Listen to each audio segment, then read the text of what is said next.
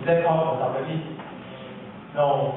I hate to say this, but not like an event like this, but I've seen a lot of event photographers who are covering important events or F1 or whatever festival is going on.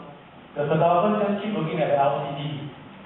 So there's a lot of things going on very fast, and they miss it. Then end of the day, they ask, hey, what happened? When did you take this shot? Or just now, the bird just flew past. Because you didn't see, because you are always looking at the LCD.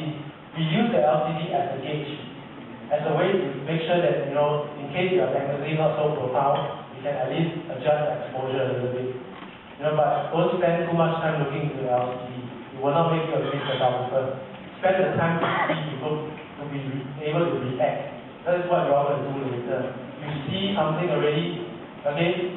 Let's say, I see this guy here, looks not so cute, but it's not bad. Still can make it.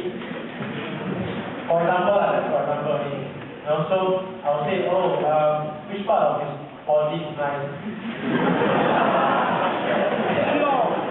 I think the face, okay lah, but I think maybe the shoe is nicer.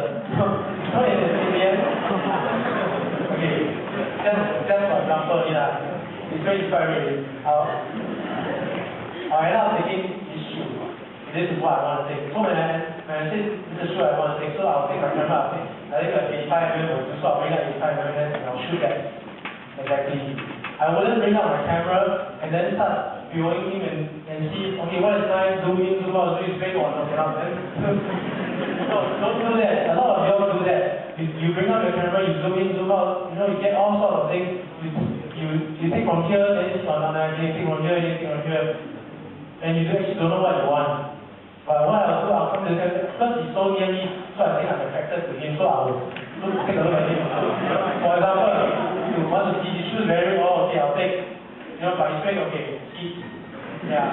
So then I don't waste time, and I don't really know what I want. So later on, when you go out, again, scan the location, imagine, frame the shot in your mind first. Don't bring out the camera, frame your shot. You know what lens you want to use.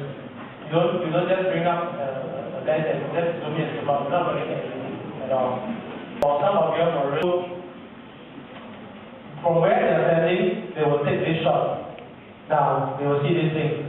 So it's okay, looks nice. But if you bother to walk further down the path, you actually see a lot more.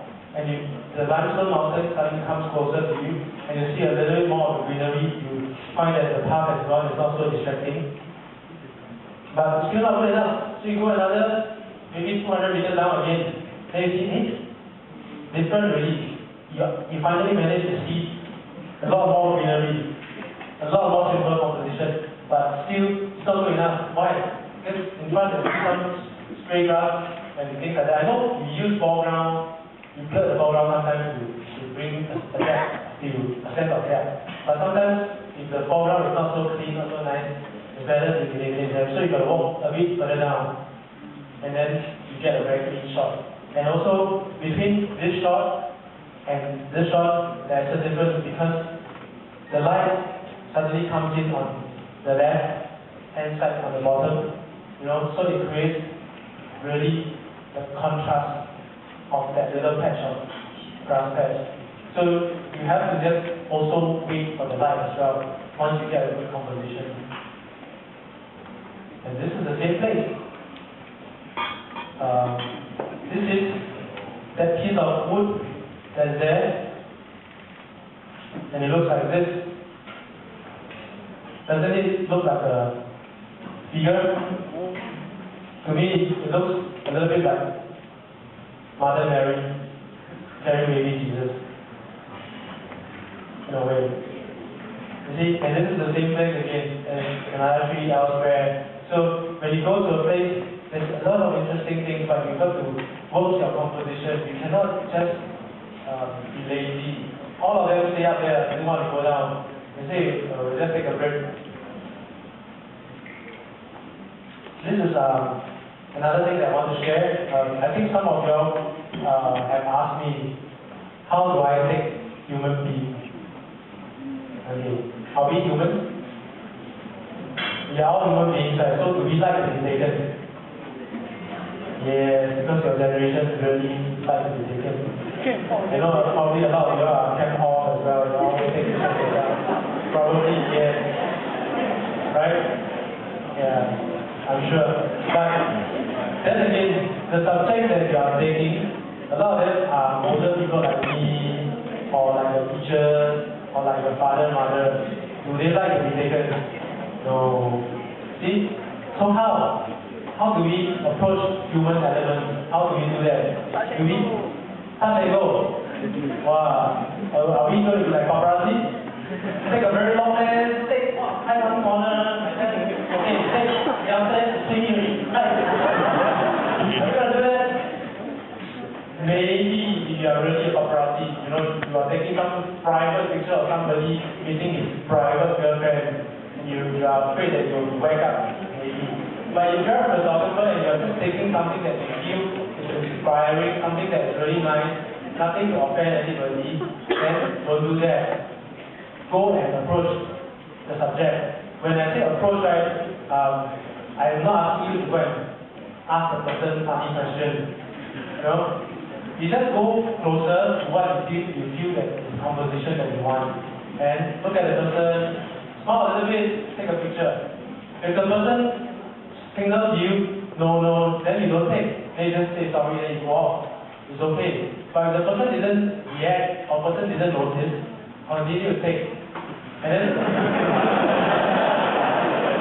the Singapore rule, don't do that in the US because in the US there's a lot of rights, human rights, so you may get sued for taking pictures of people. But in Singapore and in Asia, it's okay.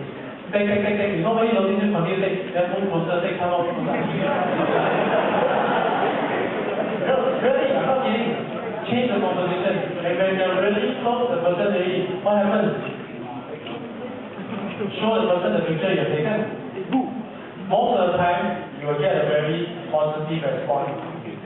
They are very curious and they are very happy to see themselves on camera. Because they say no, but when you see it, you feel that hey, it's quite interesting. Then when they are happy, that gives you the freedom to shoot. Then you can continue to shoot another kind of picture. Okay, because the person's happy. This is my approach. You look at this shot, like he saw one of my friends coming, so he's a bit scared. Then you look more, down there, another photographer, even more scared. Then you look at me, wow, you're also taking me. But never mind, continue. Then finally, okay lah, let you take. You know, so you don't be scared. You know, as long as there's no violence, nobody's unhappy or anything, continue to take, it's okay. You know, then his friend is curious, wow, what's happening there? So I went to take his friend as well. See, a lot of the shots like that, right? People say, how do you do it? How do you do it? I say, no, I purposely wait for opportunity or I create opportunity. This is right after a shot where I show her the picture of herself. So she see, right? Then she's very shy, you have to take. So it's just a matter of seconds. You know, and these kids are exactly the opposite. They are not shy at all. They're just by the waterfront in Luang Prabang in Laos. So when I was there, then they come over and again I can't speak Lao, so I just sort of like show them some pictures here and there, then took pictures of them. So all of them was like right in your face kind of thing. Maybe a bit like your generation, so really like, oh, take picture of me, can take. I come closer to you, take. So I didn't get any shot that I want. Because it's too close and it's really not very interesting. They're all just looking into the camera trying to get attention. Because they've not really seen many Chinese people walking around with big camera. Then after like maybe 20 minutes or so, I sat there with them, I look at them, and after that they feel a bit bored already. So they started climbing up the ladder and then sort of like doing what they are normally doing, just so boring. Then that's the best opportunity to take. So there's very totally different approach to different group of people. People like your generation, I cannot take immediately on. Because you're always looking at the camera, wanting to look your best, and not really natural. So you gotta take time. If you go to a refugee camp, it's going to be the same thing. If you go to a third world country, it's going to be the same thing. Because they're always going to be looking at the camera, curious, or trying to pose very happy. but you've got to wait. You've got to wait for the opportunity. This is another one. Same thing, the old lady, look at me, something very good. Protecting the grandson. Then after I show her, oh, then she counted immediately. You know? So, this girl is what you will experience when you are taking in third world country. They'll look at you, she's very cute, very pretty. You know? Very sweet. Anybody want to bring her home? And then, yeah, she really posed for you, you know, pose is very nice, but this is not what I want. You know? Then she is shy. Then look at me again. Then finally, she looked at her mom at the distance, and that's the shot I want.